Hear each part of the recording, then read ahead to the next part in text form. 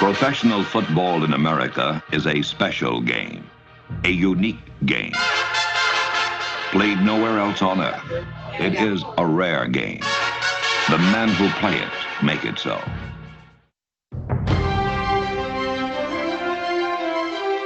I believe it's about character. It's about who you are, what do you stand for, integrity. The game is about life, and it's about what you have to do to pick yourself up, to make yourself the best you can possibly be. I got a scholarship to Nebraska. I had a 17-year career with the Vikings. It is the ups and downs of the game, the turmoil. Those are all parts of life. It is my duty, I believe, is to get that message out that you can live with integrity, but you have to have some God in your life to do that. I've always wanted to be great at everything I've done. I've always been a competitor. I've always showed humility. I'm a team guy.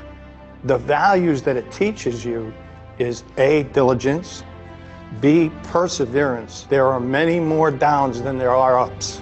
This is such a spectacular game. It's a matter of one's dedication, one's belief in themselves as an individual to achieve greatness.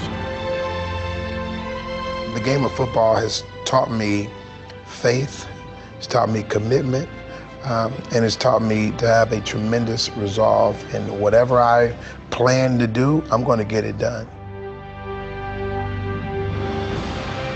You never dream, no matter how good you may be, that you'll ever be in the Hall of Fame. Living with integrity, I certainly, honor the values of the Hall of Fame. This is an honor bestowed not only on me, but for every teammate that I had. All of these people should be celebrated, not just me. It takes the moment from me to everyone but me. Honor the heroes of the game. Preserve its history. Promote its values. And celebrate excellence everywhere.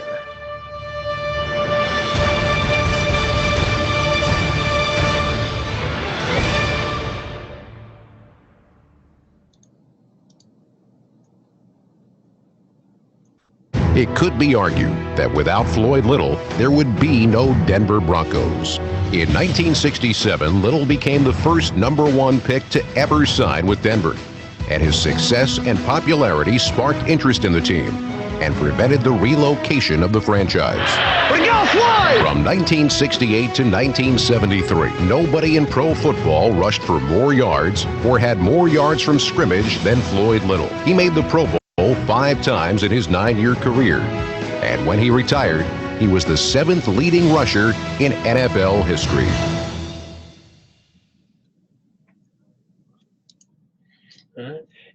And with that, we'd like to welcome everyone here to Canton, Ohio for our latest installment of our Heart of a Hall of Famer series. Today featuring our guest speaker, Mr. Floyd Little. So before we get started here, I want to introduce, my name is Mike, and I work in our Youth Education Department here at the Pro Football Hall of Fame, and I'll be moderating today's session.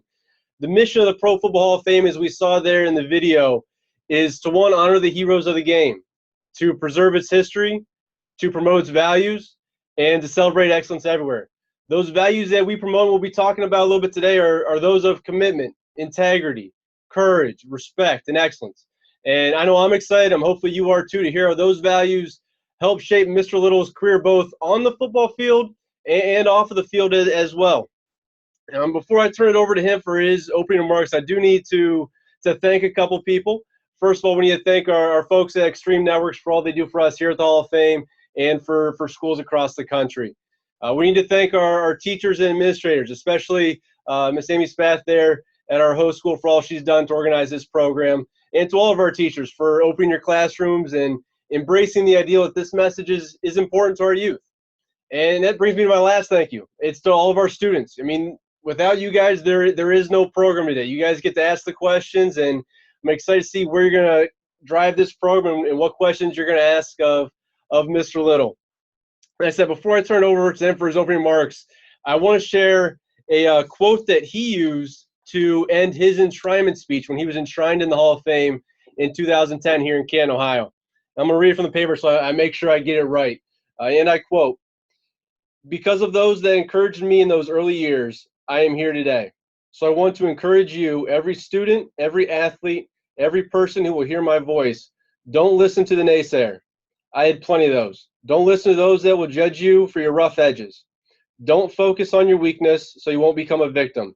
Find the goodness in you that says, yes, I can be a good student. Yes, I can be a good son and daughter. Yes, I can be a positive role model. Yes, I can, because the good in you is better than the worst and most. The choice is yours. Be the best that you can be." So truly one of the great players of the game and one of the great men of the game. If we could all please join me in welcoming Pro Football Hall of Famer, Gold Jacket, Mr. Floyd Little. I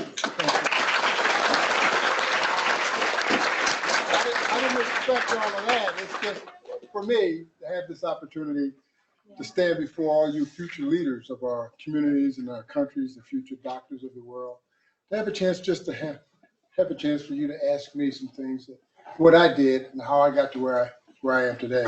I can remember being 7th and 8th grade. You probably don't think so. And I recognize a couple of the 44s that came in. Let you all know that I have a statue of me on campus at Syracuse University. So these are the great things that's happened to me because I was able to have a chance to surround myself with people that were smarter than me. If you want to be the best, you got to hang out with the best. You want to be a better student, get better grades, you got to hang out with people that are smarter than you. You want to be a better athlete, you got to hang out with athletes that's better than you. Smart people surround themselves with people that's smarter than they are, and they learn from that. Your principal was a teammate of mine at Syracuse University, 1 year behind me. We played in the same backfield. I played in the same backfield with Larry Zonka, who's a Hall of Famer, and Tom Coughlin, the coach of the Giants. We were all teammates together.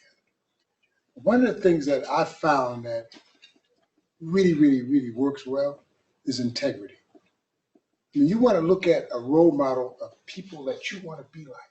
You have to find somebody in order you to, and it's difficult. Life is difficult. Playing football is not the only thing in the world. Being a competitor, having integrity, having honesty, having loyalty. We talk about the heart of a Hall of Famer. All of us have the potential to be Hall of Famers, not just in sport, but also in life. You can be a Hall of Famer. I mean, a lot of us won't get the chance to be a Gold Jacket Hall of Famer, but we could be a Hall of Famer. If you have the qualities that it takes to be in the Hall of Fame, you also have the qualities to be a Hall of Famer in life. It's about trustworthiness. That's integrity, loyalty, and honesty. These are the qualities of being trustworthy. Respect. Respect those and hope that you get the same respect from them.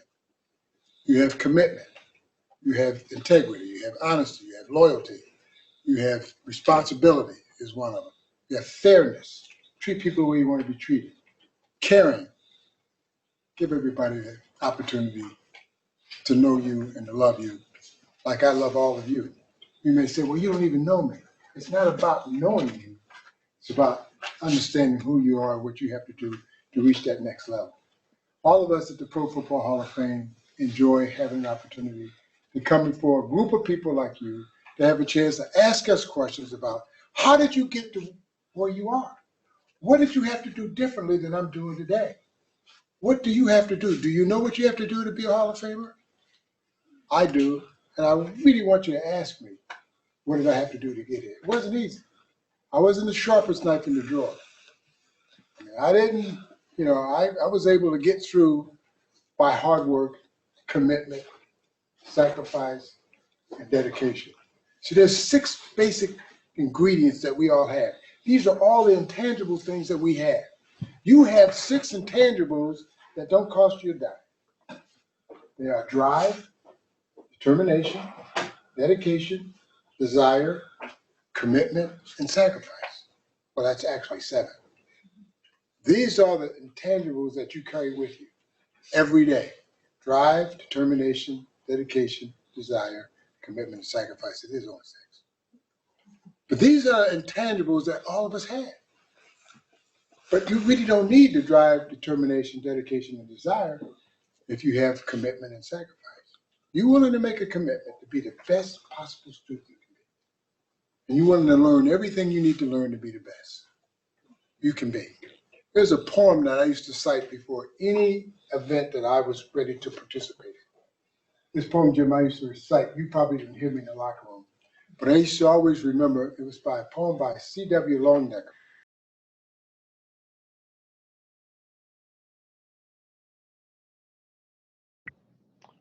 Okay, it looks like we lost Floyd there for a second. So hopefully we'll get him back there. See, he was going through his opening remarks. I'm not sure where he went. I'll get a hold of Lafayette for any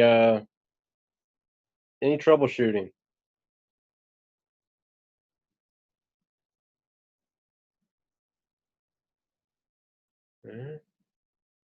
I guess we just all wait patiently to see if he's going to come back.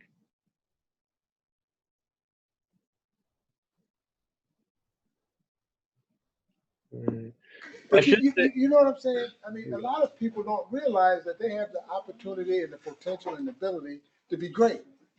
So everybody should want to be great. Everybody should want to succeed. Everybody should want to be successful. You all can. I mean, look at all these guys that wear gold jackets and guys that gone to the Hall of Fame. The Hall of Fame is one of the greatest things that's happened to me.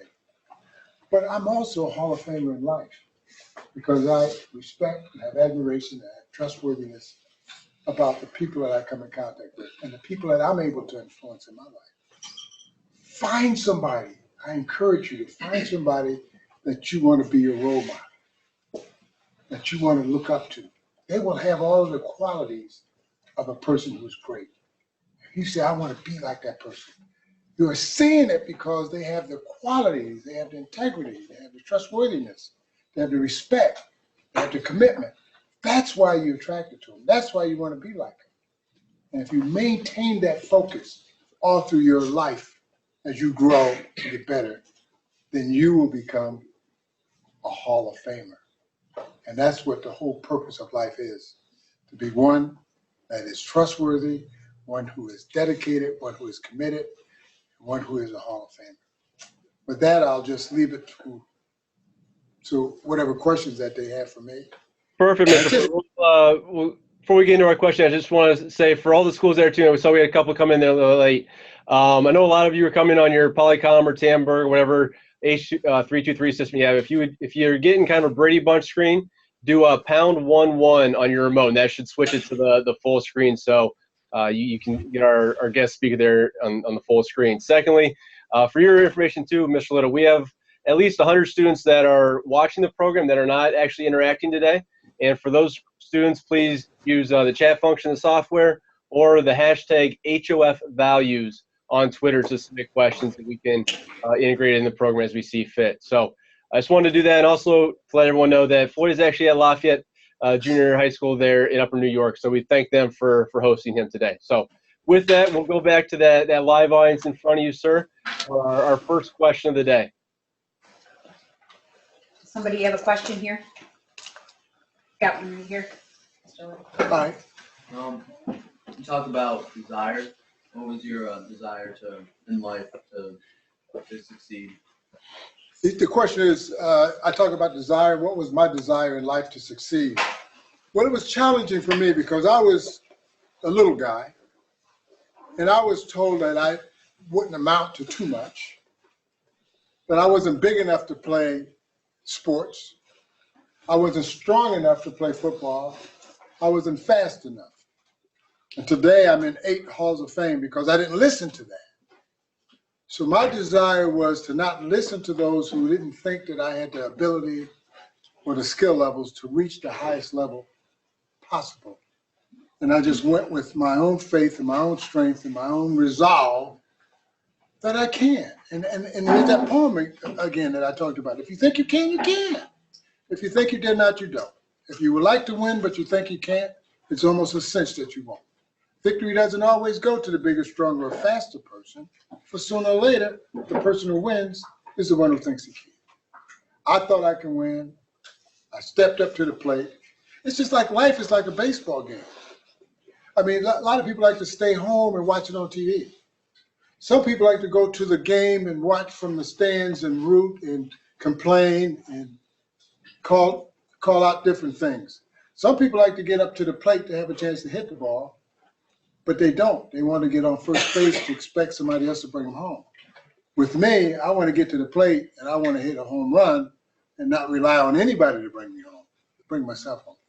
So my desire was to have an opportunity to compete and fail myself. Don't you fail me, let me fail me. That's a good question. I like that. There you go. We'll go out then to, we're actually going to go out to Clymer, sir. Sorry to interrupt you there. But we're going to go out to Clymer. I see we haven't tuned in. If you guys want to unmute your microphones there and ask your first question. Can I ask a question? Raise your hand. Raise your hand. Who's asking a question? One of you. Go. What? How many years have you been playing football? Oh, really? How many years did you play football? How many years did I play football? I played since I was in junior high school. So I think I played 9 years in the pros, 9 years for the Denver Broncos I played. I played 2 years in military school where I went to, 3 years in high school, 2 years in junior high school. So about 17 years I played. Quite the career and a Hall of Fame career at that. So we'll go out to Solveig if we have a question there for Mr. Little. Solveig. I'm not from New York.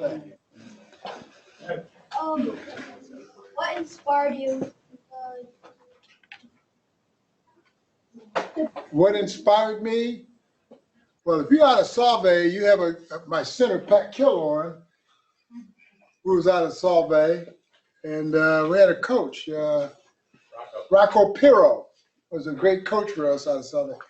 There's a lot of things that inspired me. I lost my father when I was 5 years old, and I had 5 siblings, 2 brothers and 3 sisters, and I was next to the youngest, and it was challenging for us when we were growing up. So my inspiration was to help my family get through this very challenging and difficult time in our lives. So when I look at me being the smaller and one of the younger kids in the family, I had no other choice but to really try to find a way to be productive, get an education, which was the toughest thing for me, not having all of the basic background and the basic skills. So I worked a lot harder than most people, and I went to military school 2 years before I went to college. And my inspiration was to go to college and be a lawyer. I went to law school, University of Denver Law School, while I played football at night for 4 years, graduated law school in '75. So I was inspired to do some great things for my family and do some great things for me. Didn't expect to play football as long as I did, but I played because they told me I couldn't. I played because they said I wasn't big enough. I played because I wanted to prove everybody wrong. And every day of my life, I'm proving everybody wrong. I'm doing things that I don't expect to do, but I get them done because I have a commitment to win. I have a commitment to win in anything I do. And that's just personal. All of us have to challenge ourselves every day because none of us will ever know what we can become if we never challenge ourselves. I challenge myself. I have asked you to challenge yourself. If you want to be great, if you want to do some great things in life, I ask that you challenge yourself to make sure that you have the opportunity to achieve greatness in your life. And all you have to do is challenge yourself. Next question. Into Forestville, if we have a student there ready with our next question.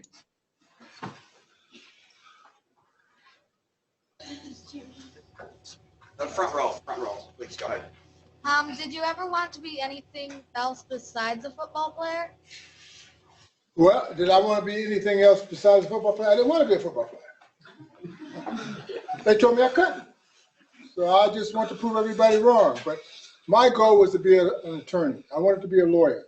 My son's a lawyer. My daughter is a Broadway performer. My other daughter is a doctor. And I wanted to be a lawyer. So my son became a lawyer because he wanted to go into practice with me so we can have a law firm together. He's practicing now, I'm not. But I encouraged him and influenced him to be a lawyer because I went to the University of Denver Law School and graduated. But I didn't want to or expect to be a football player. I expected to be a lawyer. And that's where my hopes in life were. But I'm not, never took the bar, so I'm not a lawyer today. All right, we'll go out then for our next question to Troy Middle School. Looks like room 131 I have on my screen. So if we have a student there ready with a question. All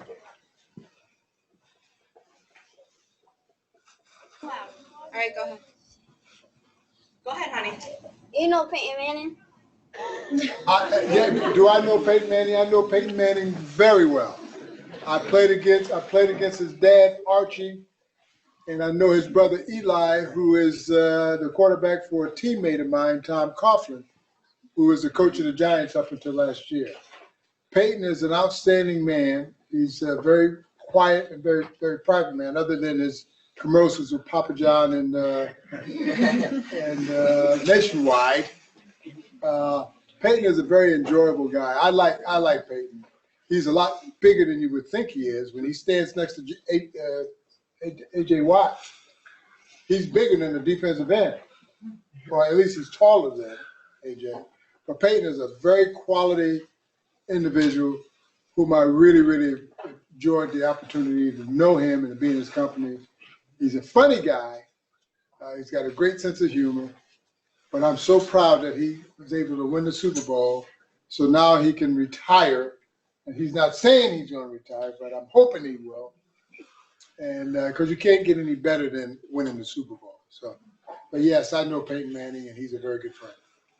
I didn't know if you were going to be breaking news there at all, Mr. Little, with the retirement. No breaking. No, but you know, I think what he's saying is he don't want to make an emotional decision. But I don't think you can go on after playing 18 seasons and being 40 years old that you can have any better opportunity to leave the game that you played 18 years in than now. I mean, this is the time for him to say thank you, goodbye. And without knowing how much you know, Mr. Manning, we talked a lot about desire and determination earlier on, especially in your opening remarks. What, if anything, do you know about him on that side of things, preparing for the game, working on his craft? Anything you would want to share there? Well, yeah. And preparing for the game, he struggled all year. I was really, really surprised that they were able to get to the Super Bowl, watching the last playoff games when they couldn't score. They get 5 field goals against Pittsburgh, struggle against New England, get the fumble, get a touchdown, they wind up in the Super Bowl. But his last 4 or 5 games wasn't his best performance. His skill levels had eroded to a point where he couldn't get the ball in the end zone, couldn't get the ball to the receivers as well as he had in the past. But he was able to muster up, a guy who's played and as smart as he is, he was able to muster up a game plan to beat what I thought was one of the best football teams in football against the Carolina Panthers. He was able to get 199 yards against them. He was able to win the game 24-10, and he can sail off in the sunset as a very victorious quarterback that still has a lot of records that's going to take years to break. So I was at the game, so I was able to holler and scream like everybody else. And I was at the game with 3 other Hall of Famers. Shannon Sharp was there with me. Gary Zimmerman was there with me. And the great John Elway was there with me. So I was able to have a good Super Bowl plus a victory. So, yay! Hey, getting back to our questions there, we have one submitted via Twitter, and it says, did you always get good grades in school? And what was your biggest challenge in middle school? Well, I wasn't really smart. I wasn't the sharpest knife in the drawer. It was challenging for me because I didn't have the basic foundations in the math and the sciences and so on and so forth. I wasn't exposed to getting the kind of opportunities to be really good. So it was challenging for me to go. That's why I had to go to military school for a couple of years so I can get my grades up. And by going to military school and getting my grades up, I had 47 scholarships to go to college because I was a football player, not because I was smart. But I was smart enough to know that in order to go to college, I had to study. And I studied while everybody else was outside playing. I talk about the sacrifices that you have to make. I couldn't go out and play. I had to study. And I had to study hard because I wasn't as smart as a lot of the kids. In fact, if you read the first chapter of my book, Promises to Keep, I talk about having to take the SATs 5 times. So I never failed the SATs, I just didn't pass it. See, it's an attitude, failing. Failing is when you stop trying. So when I took the SATs and didn't pass it, I kept taking it till I did. I never failed it, I just didn't pass it. So it was challenging for me to have to take it 5 times, but I finally got it right. And I took it and I passed it, and I had 47 scholarships. But it was hard for me. I wasn't the sharpest left in the drawer, as I've said. And I'm not embarrassed about saying it, but no one had worked harder than me in school. No one worked harder than me in school. Because in order for me to succeed in life, I'm going to have an education. It's something nobody can take away from me. I challenge myself every day to be the best that I can be. There's only 3 kinds of students in this classroom right now. Those that make things happen, those that watch things happen, and those that don't know what happened. You have to decide what one you want to be. You got to step up and make it happen. And if you want to be great, you got to make some sacrifices. And you got to be totally committed.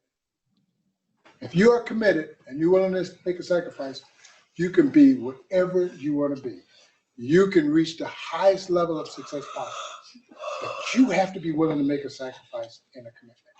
And if you do that, this is what I had to do. And as a result of making that commitment and making that sacrifice, I'm in 8 halls of fame.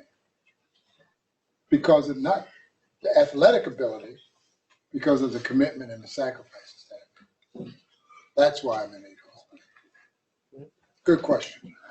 We're going to go back out to Troy. Looks like room 216. If we have a question there from one of our students at those desks. Okay. Looks like 216 might pass on a question. That leaves us to the one school we haven't gotten to. I don't have a name for them. Looks like you're sitting at. I got the hands up in the background, so you guys know I'm talking about you. If you guys have a question, go ahead. Yeah, we're still Troy Middle School. Okay. Go ahead, Eric. How did you get into football? How did I get into football? That's a good question. I was a baseball player. And I moved from one part of Connecticut. I'm from Connecticut. I was living in Waterbury, Connecticut. Moved to New Haven, Connecticut. A neighbor came over to me and said, "We play satellite football in the park on Saturdays. Would you like to join us?" I said, "Football? Well, what's that?" And he said, "Well, come out and we'll show you."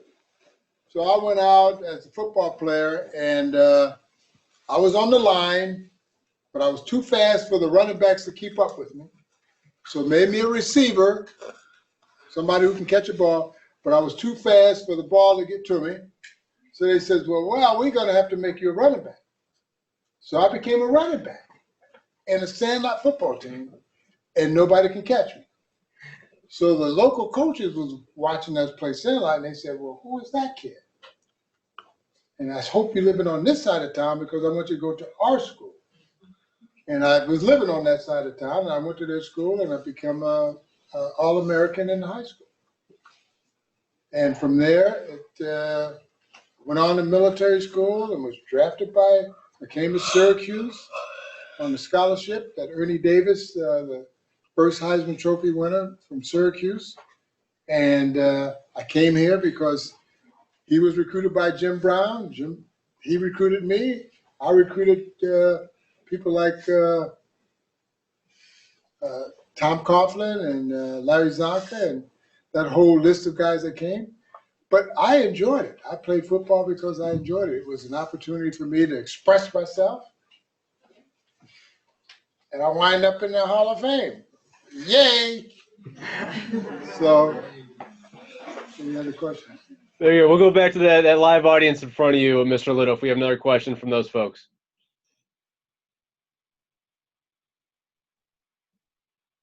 I think we're waiting on an explanation from our administrators there at Lafayette, but we'll get a question soon from the live audience there in front of Mr. Little. All right. Amy, you gonna call on the person? How about you want to call right here? Okay. Yep. What activities or other sports do you like to do outside of football? What activities in sport that I like to do outside of football? Well, I ran track. I held a world record inside the dome in the 160 lap. I was a high jumper before the Fosbury flop, jumped 6 feet 5 inches. And I was a basketball player. I was a center. I could stand flat-footed and dunk the ball at a 43-inch vertical. So I had some skill that it was like you wouldn't think. This little guy can stand flat-footed and dunk the ball with 2 hands? Yeah. He can high jump over 6 feet 5 inches before this kind of jump? Yeah. I can long jump 25 feet, and the world record was 29 when I was in college. So there was other things that I can do. One thing that I wish I had a chance to do, and I didn't, is play lacrosse. I didn't know anything about it. But I see lacrosse now. I wish I had a chance to play it. But I had basketball, football, baseball, and track. I competed in all of them. And I enjoyed all of them. But I gravitated to football more than any other sport because I was told I couldn't. I just don't like people telling me what I can do and what I can't do. That's a decision that I have to make. Don't ever give that decision away to anybody. That's your decision to make, whether you can or you can't. If somebody tells me I can't, that's the challenge for me to show them that I can. Good question. Amy? I think Mike's got somebody out there. Yeah, we'll go back out to Clymer. If we have a student there in that class with another question for our Hall of Famer. Savon. Corey. Go ahead, Savon. Corey, go. Who was the best football player on your team when you played? Well, you're talking to him. Hey, hello. No, I'm just kidding. We had quite a few great players. Like I said, I got another Hall of Famer that I played with, and that's Larry Zonka, and I have a future Hall of Famer in the next 5 to 6 years, and Tom Coughlin. So you really can't determine who was the best player. We had a lot of good players on the team. I wasn't, the best player on the team, but I was one of the best players on the team. So I just couldn't single out with the guys that I played with and say he was the best. Because Jim was on my team. I could say Jim was the best player on the team. But he wasn't. But at the end of the day, we had a lot of great players that made a contribution. It's not about being a great player, it's making a contribution to the team. It's all about the team. And it's all about, making a contribution to the success of the team. And that's what that was all about. I wasn't the best player, but I wasn't a bad player either. So. Well, I will let Mr. Little be humble, but to give you some reference on what it takes to be a Hall of Fame football player, there's over 1 million students, high school students right now in our country playing high school football. That number obviously dwindles down to only about 28,000 guys who ever played professional football. And there's only 260 players in the Hall of Fame. So you're talking the top 0.001% of football players in our country's history, and you getting a chance to talk to one of them today. So I will let him be humble, but I will say that he was probably the best player on his team. So, and he'll pay me later for saying that. All right, okay. So we'll go back out then to Save. I think I pronounced it properly that time. If we had a student there with our next question. What do you think of Syracuse's new coach? What character traits does he instill into his program? I didn't hear the question. The question there was, Little was, what do you think of Syracuse's new coach, and what character traits do you think he's going to instill into the program? That's an excellent question because I was on the committee to hire him. And if you look at his resume, he has had success everywhere he's been. He won a conference championship at Bowling Green. He was RG3's coach at Baylor. He was Arizona State. He's won a lot of games, and he's been a tremendous success. One of his traits are his dad was in the military, and he went to the University of Hawaii, and he has certain character traits that from the old school. He's a guy that I had a chance to visit with him yesterday for about an hour. Our word is our bond, and what attracted me to him, if he says he's going to do something, he's going to do it. There's a lot of people today, the word don't mean anything.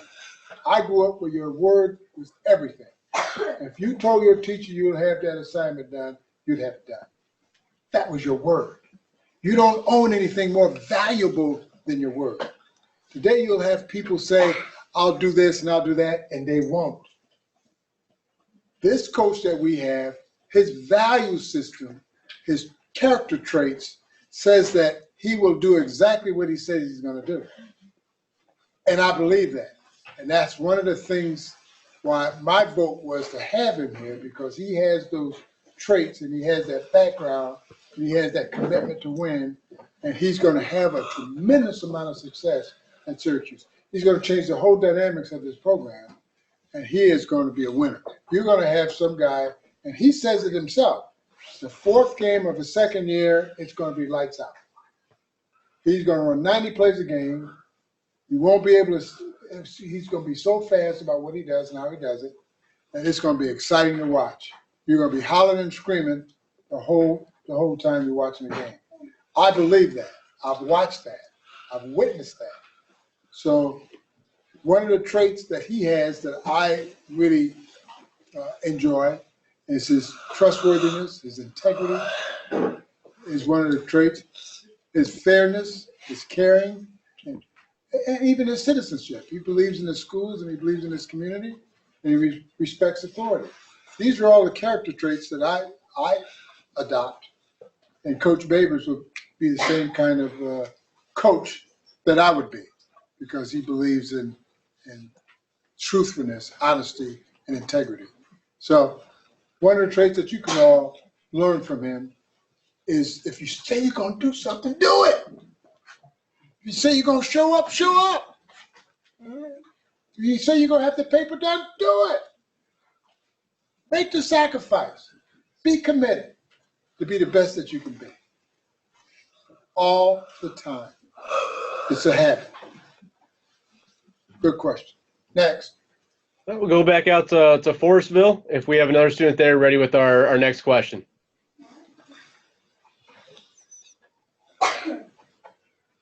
Just a second. Okay, go ahead. How did you deal with the pressure of playing in the NFL? How did I feel the pressure playing in the NFL? It is a ton of pressure. But you put pressure on yourself.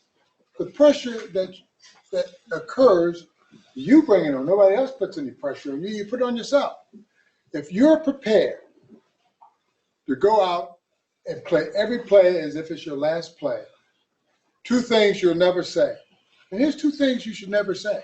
If you want to be the best, you want to be the greatest person you could be, the best sibling, the best cousin, the best anything, two things you should never say. I wish I had, and I should have. Wish I had, I should have. I've heard players in the locker room say, I wish I had. Well, if you could, why didn't you? Why would you say at the end of a bet, I wish I had? Well, if you could, you should. I mean, it was that great coach from Notre Dame, Grantland Rice. You guys all remember who he was. He's a Notre Dame coach.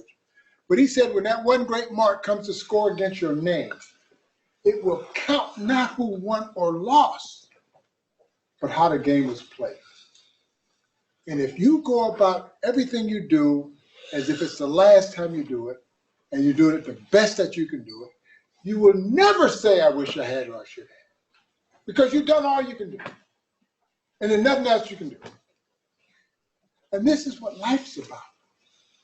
Putting forth the kind of effort that's going to make you a success. If you went about doing everything as if it's the last time you're going to do it, your success rate would be higher than anybody else's. But if you, at the end of the day, say, I wish I had studied that a little longer, I wish I'd done my homework, you're not going to reach the level of success you want. And you're going to have some excuse. Don't need no excuse, just do it. And a lot of people don't have that intestinal fortitude. I did. What separated me from everybody else is when I had an assignment to do, I did it. Got it out of the way. Now I can enjoy the rest of my day. Every morning I wake up, I have a list of things I want to do. And if I can get them all done before 12 o'clock, I got the rest of the day for myself. But if I procrastinate and say, I'll do it later. Jim, I'll get this done by 2. And then it's 4. And then you're scrambling. And then you're making mistakes because you're trying to get it done. Get up, get it done by 10. I'm free. But we don't do that. These are just things that I'm just sharing with you how I'm able to get through things. I get them done. Let my wife go, geez, you've got everything done already. Well, because I want the rest of my day free. And if you did it that way, you're going to enjoy it. Any other questions? We'll go back out to Troy Middle School there with room 131 with our next question.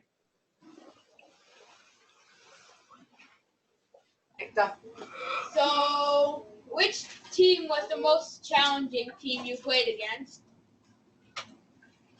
Well, it's always been the Oakland Raiders. Don't care for them. We always had a thing about the Raiders because they were physical and they cheated. But no, not all seriousness. It was a big rivalry. And the Oakland Raiders was a team that I enjoyed playing because I know it's going to be a contest of physicality. And I wanted to be at my best when we played them. Because it's always bragging rights. You know, a lot of them lived in Denver, who played for Denver and was traded to the Raiders, but they still lived in Denver. So every time we get a chance to play each other, it's bragging rights during the offseason. Well, we beat you. How do you feel about that? So I enjoyed playing against the Raiders, although there was a team that it was the biggest rivals for us. So it'd have to be the Raiders. And most of the Raiders are my friends today. You know, a guy that went into the Hall of Fame, Ken Stabler, this year. Unfortunately, he was passed away. But he was a good friend. A couple of Hall of Famers there that I know very well. Fred Biletnikoff is a good friend. Willie Brown's a good friend. I mean, these guys that I played against that the Raiders are, we all come together as friends because we're all Hall of Famers together. But I didn't care about playing for the Raiders. And our next question, sir, is going to actually come from Twitter. And we talked a little bit about how you never thought you were going to play football. You really didn't, maybe you know, I don't know, didn't think of it as an option. So the question is, throughout the years of playing football, did your love of it progress along the way? Well, that's a good question. I've always enjoyed playing a game that was challenging. But I've always loved playing football. It never got any better, never got any worse because I was playing a game I was supposed to play. But here's the deal.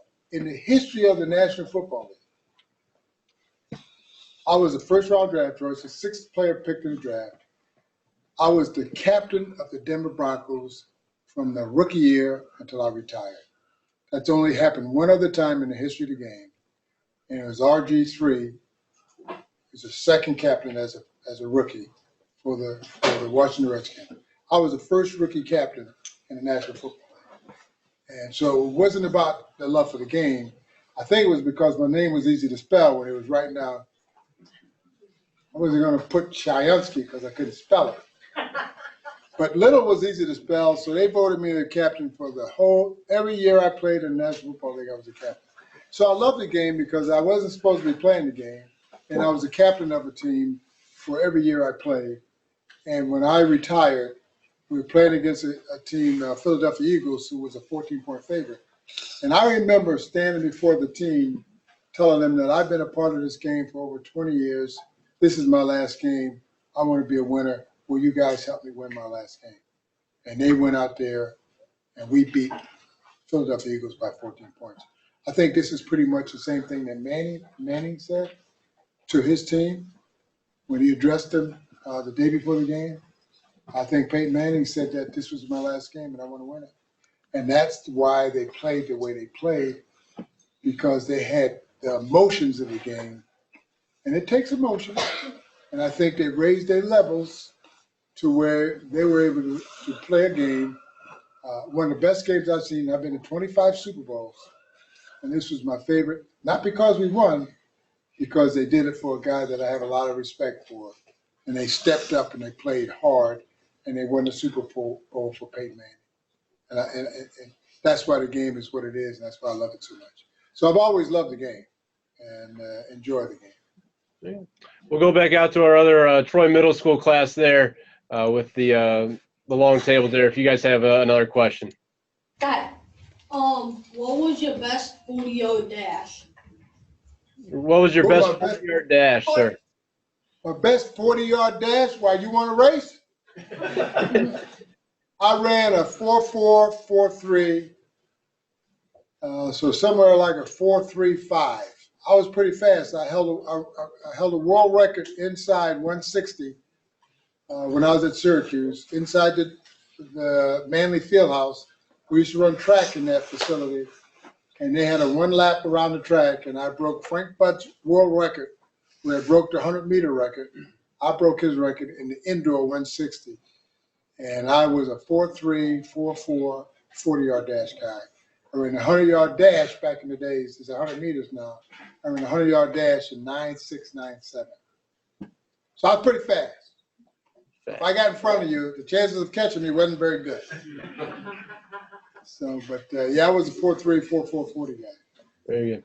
I see we have a question from our other Troy school that passed on the first round out there in room 216. So if you guys have a question, go ahead. All right. Oh, yeah. You got it. Oh, how did you stay away from the bad choices? How did I stay away from the bad choices? That's a very good question. I hung around people that were like me. I wanted to put myself with people that wanted to grow, wanted to be successful, wanted to succeed. That's what I talked about earlier. Surround yourself with people, like-minded people. People want to get an education. People want to be productive, want to change the world for the better. And I didn't hang around the people that didn't want to grow. So I never smoked, don't drink, no drugs. I was a very disciplined person as a player, and I still am today. I hang around people that want to be great, want to be successful. So you just pick where you want to be. I mean, you don't let anybody pick you. You got to pick the people you want to be with. If you don't have the strength or the courage to say, no, that ain't who I am, that ain't what I want to be, then shame on you. You got to stand up and say, no, I don't want to do that. This is what I want to do. This is who I am. You got to respect the people you live with, your family, your siblings, your team, your school. You got to be that person to say no. And that's all you got to do is say no. No, I ain't doing that. And that's the way you stay away from things that you shouldn't be doing, is to say no. And that's what I did. Very good. We'll go back out to that live audience in front of you, sir, for another question. Amy? Go ahead, Just pick somebody. Who influenced you to get you to where you are today, and why? Who influenced me to get me to where I am today and why? We used to have a team. I'm from Connecticut and New Haven, and Boston Celtics, I think they won about 8, 9 championships. And every year they used to come through Connecticut, which is only like 90 miles away. And they used to come to the Boys and Girls Club. And I remember meeting Bill Russell, the Hall of Famer, Bob Cousy, Hall of Famer, Jones, Casey Jones, and Sam Jones, who I've gotten to know very well. But they were the heroes for me. And they used to come through every year, and I used to be sitting like you and asking them questions about what does it take to be great. And they shared with me, like I'm sharing with you, the things that you had to do. So now when I'm in a venue with the Casey Jones or Bill Russell, they all remember me from the 7th and 8th grade, and they all look at me and say, "You learned your lessons well, my friend. I'm really proud of you." Because now I'm in the Hall of Fame just like they are. And it's because of them and their influence on me, and I want to be like them. And that's why I told you, find a role model you want to be like, pattern yourself the best way you can, be your own kind of beautiful, be your own kind of person, but look at the character traits of a person that you admire, and you pick those traits and you try to emulate them or be like them. And that's what I did. With Casey Jones, Sam Jones, Bill Russell, Bob Cousy, all great basketball players that influenced my life tremendously. So when I hang around them, I look at how I got to where I am because they were my role models. It wasn't a guy on the street corner. It was those guys that had won 8 or 9 national championships. Wow. You got to find somebody that you want to be like, that you can look at their character, look at who they are, how they represent themselves. And you got to say, I want to be like that. And you got to invest in making sure you have every opportunity to be successful. That's all you got to do. You say, hey, I want to be like Floyd Little. That means you can't be hanging out doing the wrong things. If you want to reach the level that I've reached and how I can stand before you today and say, these are the things I did. This is how I got to where I am. Most people want to say, I want to be like you, but they're not willing to pay the price. They're not willing to make the sacrifices. They're not willing to make the commitment. Well, you can't be like me then. Find somebody else. Because I was willing to make the commitment and the sacrifice. And that's the difference. There's no difference. There's 3 kinds of people. Make it happen, what's happened, don't know what happened. I made things happen in my life. Now I'm here. I hope you understand what you need to do to be the best that you can be. If you think you can, you can. If you think you did not, you don't. If you'd like to win, but you think you can't, you won't. Know that you can win.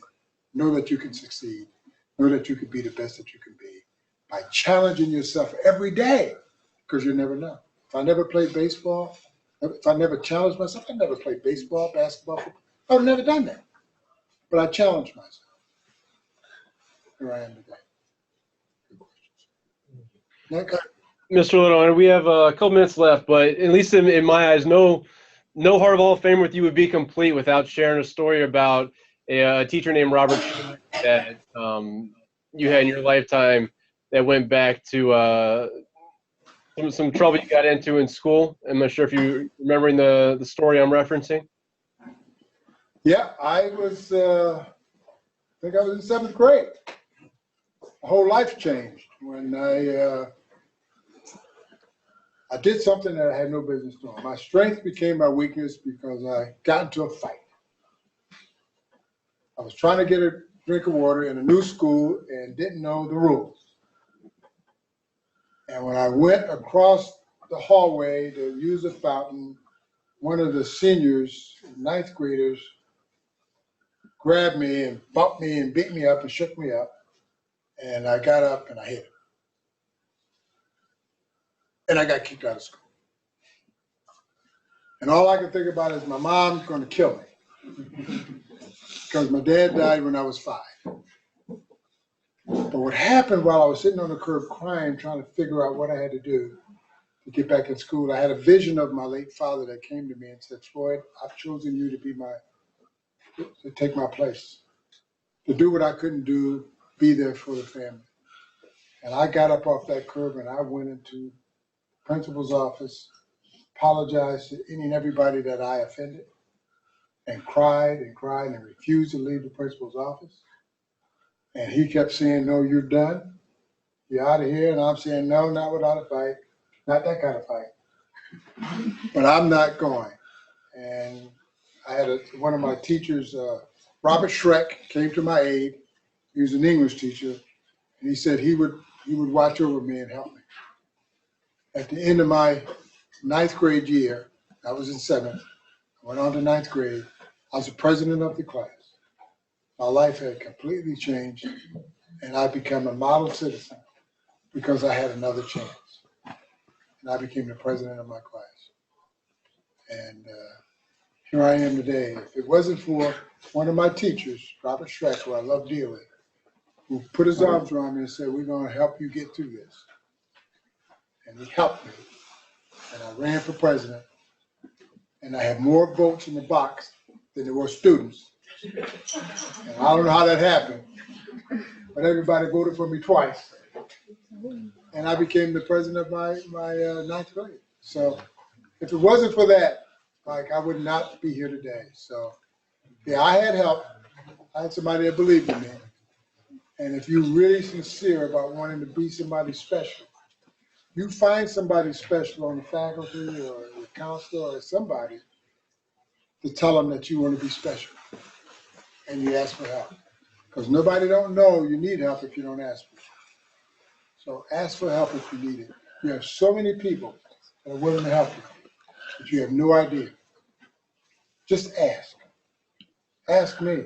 I'll help anywhere I can. Because I want each and every one of you to succeed. I want each and every one of you to be Hall of Famers. I want each and every one of you to be successful. And all you have to do is ask for help. Don't be afraid. Let's not need help. Somebody will help me. Guaranteed. Well, thank you, sir. Thank you for sharing. We have maybe a minute or two left in the program here. If you have any closing remarks, anything you want to reiterate that we talked about today, or maybe something we didn't get to that you were hoping to share with the students, with about a minute or two to close up. Well, I think character is very important. I think being trustworthy. I mean, the heart of a Hall of Famer is about trustworthiness, respect, responsibility, fairness, caring, and citizenship. All of these things are qualities of Hall of Famers. And if you just digest those things that make a Hall of Famer, you too can be a Hall of Famer. And anybody that is in the Hall of Fame will be willing to help you in any way you want. Just believe in yourself and challenge yourself and strive to be great at everything you do. Just know that you can be a winner. But also know it's not easy. It's not easy. So you have to make some commitments, you have to make some sacrifices, and you got to be willing to do the work. And this is what most people are not willing to do the work. If you do the work, and you have a goal, and this is what you want, and you do the work, you can have it. Trust me. You can have it. You can have whatever you want, but you have to do the work, got to make the commitment, got to make the sacrifice. Make sense? Yeah. Well, thank you, sir. From David Baker on down to Joe Horgan, George Veris, and Jerry, and all of us in our education department, we appreciate the time and the message today. And I think if we could all unmute our microphones and give Mr. Little one big round of applause, a Hall of Fame style thing.